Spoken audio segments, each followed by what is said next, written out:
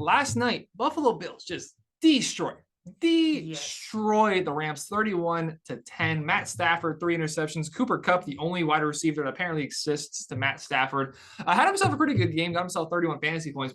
Everybody else on the Rams stunk. Oh, yeah. Conversely, on the other side, the Bills, everybody did great. Josh Allen threw a couple of interceptions, one of which wasn't even his fault. But the Bills are really looking like the real deal that we thought they would be as a Super Bowl contender this year. And that's honestly my Super Bowl pick this year. I do have them going 14-3 in the division. I do have them as the number 1 seed in the AFC. So I think they improved a little bit better than last year. Obviously, getting Von Miller off the edge is the key accusation this offseason. But I think that's really all they did. I know they brought in Jamison Crowder from the Jets, a very viable slot option. Of course you say that. I mean, look what he did in Washington and look what he did when he came over here. A lot of meh, but still, I mean, it's better than – he's the epitome of mid when it comes to receiver. Like, he's not horrible. No. But he is mid. Yeah. He's a good returner, though. I'll take that. But, we'll see. Yeah. But, they've got a lot going for him this year, Buffalo. Yesterday, Allen, 297, only 5 incompletions. That was his biggest issue coming out of college was accuracy. And his first couple seasons, it was rough. Yeah. Now you're looking at only not completing 5 passes, 2 of those being interceptions, was sacked twice, 297 yards, 3 touchdowns, and then leads the way rushing 56 yards and a touchdown. I know you didn't see all of the game, but I am a little concerned for him how he plays because he doesn't slide at all. No. He lowers the boom on people, and that is kind of concerning to me because that eventually will catch up to him. Most definitely. I mean, I don't think he played baseball in high school, so he wasn't used to it. I mean, I know he practiced in college, but still, it was more that pocket, deep ball pass. Again, we just said the accuracy wasn't great the first 2 years. I mean, when he came out of college, I thought he was going to be somewhat decent because of the arm strength, but the accuracy was really bad. I mean, I never even heard of the kid before he was drafted, and then because it was only Baker Mayfield and Sam Darnold, that was really it. So it's like, and Lamar Jackson later on the draft, like they were the ones because to go to more of the traditional schools. But Josh Allen coming out of Wyoming, like.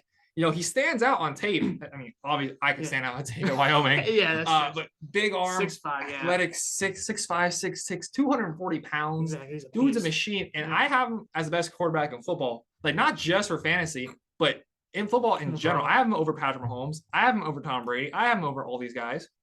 I mean, Tom Brady is obviously the GOAT. Hands down, you can't deny that. Depending on how he pans out, if he gets Super Bowl wins, maybe you could put him over. Obviously, I got Brady at #1. Well, that's like all time. It's like just in the league right now. I think Josh Allen's the best quarterback in the league. Yeah, I can agree with that, especially in the AFC.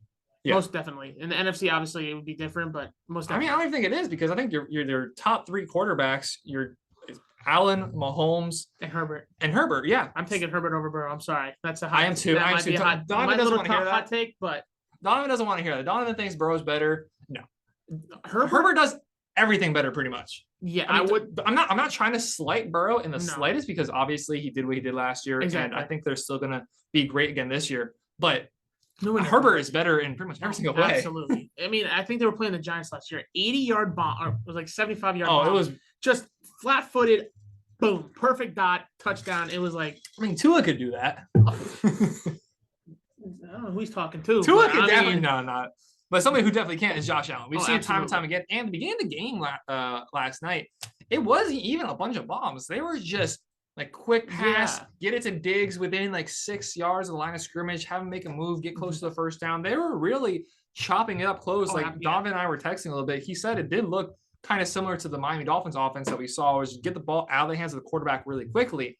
And obviously that works. Yeah. But what helps Josh Allen and the Bills so much is you have that long shot. Exactly. Yeah. That when they went single high safety on the second touchdown of the game, the ones of Gabriel Davis, where it's one-on-one all across the board. It was the play action, right? Yeah, and he hits him over the top, no safety, which was underthrown ball. If Tua does that, but it is Josh Allen. It was a little wobbly coming out of the hand. It was definitely underthrown, but Josh Allen we know has cannon on. Exactly. He has that in his locker that if you nickel and dime everything, just death by 1,000 paper cuts, you eventually will get that pass over the top. Absolutely. And Jalen Ramsey, he burnt toast. Horrible. I swear to God, it's a Super Bowl hangover for him. And Jamar Chase cooked him in the Super Bowl. He's getting cooked by Diggs. He got cooked the entire playoffs. I know. He got cooked by everybody. I don't know. I mean, what's going on with him? I don't know. I mean, I'm surprised that he got burned. I mean, I know Diggs is a great route runner, but still, If you're claiming you're the best corner in the NFL, play like it. Like it should be easy for you at this point. And he definitely was. Yeah, He definitely was the best corner at one point. yeah. And then Stephon Gilmore took over. I mean, I think he took over from Stephon Gilmore. Yeah. I think he took over, and I think he has been the best corner in the league last couple of years. But once the playoffs started last year, it was really kind of looking like Eli Apple out there. Yeah, like the burnt toast memes are in full force today. It was just horrible. Like I don't know. His footing's really bad. Like on that Diggs one route where he tripped and Diggs went like 16 extra yards down the field. It was just like, bro, your footing has been horrible since the playoffs. Like you said, it's ridiculous. Like the Diggs touchdown again. It was kind of underthrown by Josh Allen, but there's as much separation between the two of them as me and my boy standing all the way over there. Like exactly, like he was nowhere in the picture. And it's really concerning if you're the Rams. Like the Bills did everything right. And obviously we can't crown them as the Super Bowl champs today. But the Rams definitely look concerning. And something that you mentioned that I would like to point out is hangover. Yeah. Like all their stars underperformed. Matt Stafford, 29 of 41, 1 touchdown, 3 interceptions. Matt Stafford, they were pretty bad. Yeah. Stafford 6 points in fantasy. Have fun with that, Lucas. Can we talk about Cam Akers? Oh my gosh, Cam Akers. He's just that trash can sitting right there. Like there's no Marcelo. How's he doing, bud? Didn't he take Allen Robinson too? No, that was me. Then he had Matt and Cam, right? He has Marcelo has Cam and he has Clyde Edwards-Helaire. Clyde Edwards-Helaire isn't starting for him. He has who was his second round pick? I don't remember, but I know that Akers definitely did start for him last night. It may have been. I'm not sure. Like he had a great first pick. He got Jamar Chase. And then he, then the rest happened. I mean, I like Cam Akers, obviously, when he first came into the league, and then he got injured on the, second season, that Super Bowl run he got injured? Last year, either before the season started or in, like, training camp, he tore his Achilles. Yeah, I think that was his second year, I want to say. Yeah, that was last year. Last year was the second year. He's coming to his third year, and Achilles tears are a pretty big deal, especially for running backs. Oh, absolutely. That relies so much on their power. Yeah. And he's clearly not 100%, or it's just that the Rams don't trust him at all. True. I mean, I know his couple playoff runs last year in the Super Bowl and against I think the Cardinals, he played somewhat decent, but he had like 3 fumbles against Tampa Bay, 2 or 3 fumbles. Yes, I do remember that. That was bad. But the games leading into Tampa, I think he played somewhat okay, but still, it's like he's more of your elusive 3-down back. Darrell Henderson's that power back for you. He's gonna get you over the goal line, and he still looked horrible. I mean, Darrell Henderson's okay, like, averaging 3.6 yards a carry, 47 yards. Also had a few receptions, which you would think that, like, okay, if Darrell Henderson is going to be like the workhorse, because everybody else running the ball, including Matt Stafford, had a combined 5 rushing attempts. Darrell Henderson, they only rushed the ball 18 times yesterday, and Darrell Henderson also got some work in the passing game, 5 catches, 26 yards. That's a decent pickup in fantasy, if you ask me, because I took him in like the 13th round or something. I mean, I'd take him as a receiving back too over Akers, because it's just Cam Akers is a little elusive. He's kind of quick, and something's going on with Cam Akers because he only had 3 carries. He didn't have a single target in the receiving game. 3 for something. 0 yards, 3 rushing attempts, 0 yards. I didn't even see him in the first half. I know, like I said, I didn't watch all of the game. I watched the majority, like the first and second. But I didn't even think he came in the first half of the game. He played like a little bit, and it's a little hard to notice him because he changed his number. He's 3 now instead of, I think it was 27 or something like that before. Yeah, 27 or 29, one of those two. But he's like number 3 now. That's how many rushes he had, and for 0 yards. So he might as well just stay on the bench yesterday. Cam Akers looks really weak. Anybody not named Cooper Kupp was just not having a good time. Anybody who was not Caucasian in the passing offense was just, I'm sorry, that's just the truth. Was not having a good time. No, Higbee, I mean, he had that one good catch, and then that was really it. I mean, I know Stafford threw way behind him for that one interception. I think that was obviously on the connection between them, because I think Higbee was coming out for like a hitch route, and he went too far. It was more like an out route. That's what I think Stafford was looking for, the hitch, and he went out. But yeah, Henderson looked, I think, somewhat better than Akers. I'm going to take him probably the rest of the year. I hope so. Especially that run, that hit on Micah Hyde where he just trucked him. That was a nice hit, and then they ended up that was a touchdown run. I think he threw it. That might have been another on the pick. drive. Yeah, I don't remember exactly that play. But yeah, Van Jefferson was non-existent. Allen Robinson, I don't know. Van Jefferson's injured. He's not playing. Okay, well that's why. So he's literally non-existent. Well, that's why the other white man, receiver, I don't know his name. Yeah, I love the memes I've seen so far today. Is like they have a Skorenik, whatever his name is, and some other white dude that they just have lined up to next to Cooper Kupp. It's like, oh, which one is it? Which one is it? It's like, which white guy is the good one? Only like which white wide receivers is one of the best wide receiver in football, which other ones are trash. Because I mean, Cooper Kupp, 13 catches, 128 yards, and a touchdown. You know, he's the only one that doesn't have a Super Bowl hangover. I'm sorry. Yeah, that's a great game. That's 31 fantasy points. Exactly. That's a great game. Everybody else, like you brought up, Aaron Donald. Aaron Donald had two total tackles. Bobby Wagner had a decent game. He had 7 total tackles. Jalen Ramsey though just absolutely.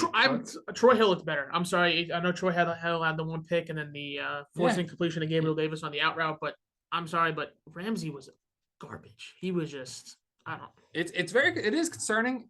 Now it is just week 1. Yeah. As Donovan's trying to call me right now.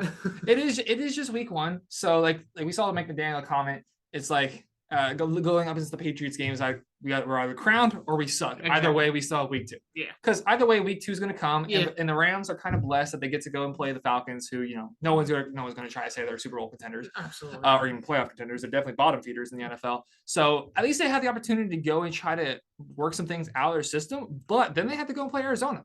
So there's a hangover going on. Multiple stars, including their coach, we're talking about retirement.